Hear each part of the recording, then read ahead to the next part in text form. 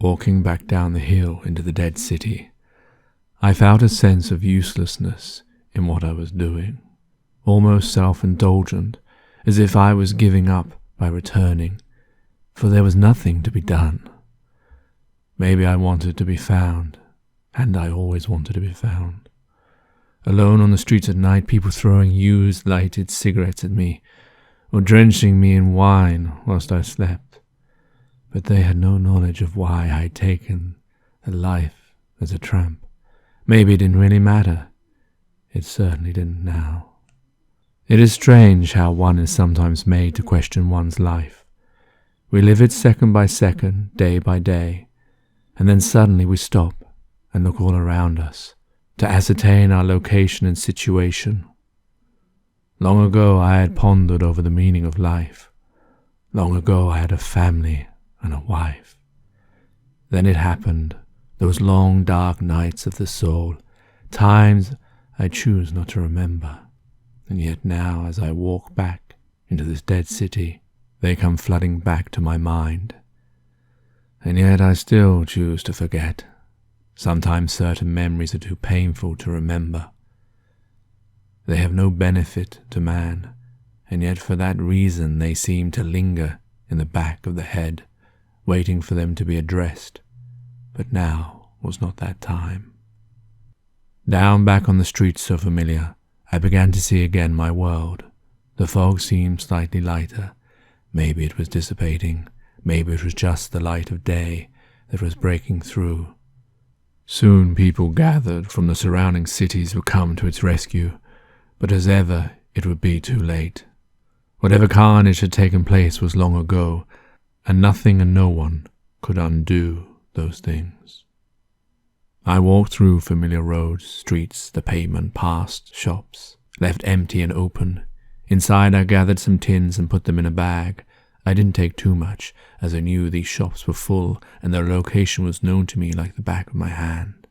And whenever I felt hungry, I would visit there. I got inside a red bus. The keys were still inside. The engine was still warm. It had been running ever since whatever happened. I put it in gear and closed the doors and began to drive the route I had often taken. I passed the deserted roads. Some house doors I noticed were open, some lights on in the bedrooms. I thought when I had finished my drive about the city, I would investigate them one by one, on the off chance of finding others like myself, or perhaps to get items I might need, or rest in the warm.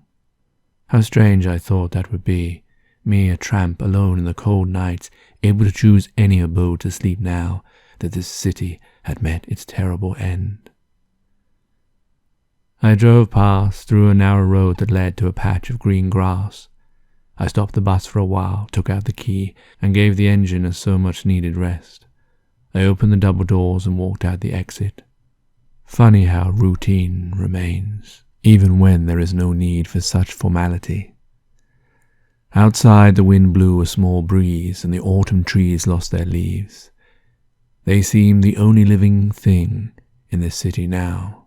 How funny, like the canvas, the scenery always remains the same. Just the people change.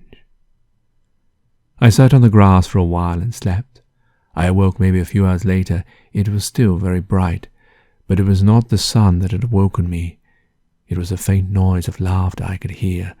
Where was it coming, I mused. I got up and brushed the leaves and grass of my grubby trousers and pulled together the rope that had held my jacket across my waist. I followed as best I could the sound of the laughter, and behind some trees, in a somewhat darkened area, I could smell that of burning wood, and indeed there met in front of my eyes a fire burning in the middle of the ground, and around the embers was 3 such vagrants as me. I wandered up to them and sat by them. They didn't say a word. Leaning over nearer, I could tell why. Their breath smelt of liquor and meths.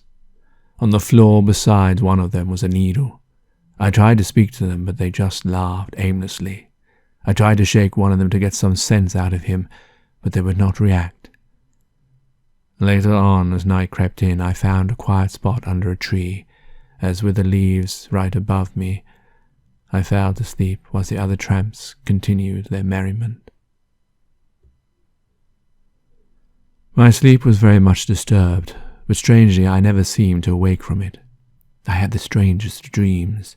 They seemed unclear, but were filled with violent colours and sharp shapes. There was no clarity to whatever I was seeing.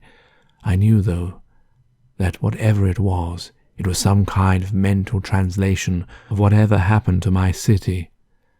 What I could not gauge is how long this process of disaster had taken. Was it merely one night that I had slept, or had I slept longer? Had I been made to sleep? Why was I and the other vagrants the only people alive in this city? Why this city? What did it all mean? I felt my mind was asking the questions that needed answers, and I felt I was on the verge of something when all of a sudden I was brought out of my dreams and my eyes shot open to see the hands of my friendly tramps wrapped around my neck. The other two smiled and grinned, armed with two very sharp knives. I tried to pull myself away from the first and shouted and pushed, but it was to no avail. It was then I noticed for the first time his eyes. They appeared in the same fixed position as they had when I was talking to them earlier at the fire, as if they were completely transfixed and showed no sign of anger, even now when he was trying to strangle me to death. There wasn't one muscle, one facial moment that expressed this. He pressed his fingers closer into my Adam's apple. I could feel the pressure as my air pipe began to close. I began coughing, and then I could breathe no more. I could feel my lungs trying to expand. But he had a tight grip of my throat. He was fighting the pressure, and I could feel myself slowly descending. Feeling terribly hot and foreboding, my sight became less clear, my eyes twitching as the blood lessened to my muscles. I tried to breathe. I tried, but I couldn't. My insides began to ache, and in my ears the sound of my heart began to beat louder and louder, slower and slower.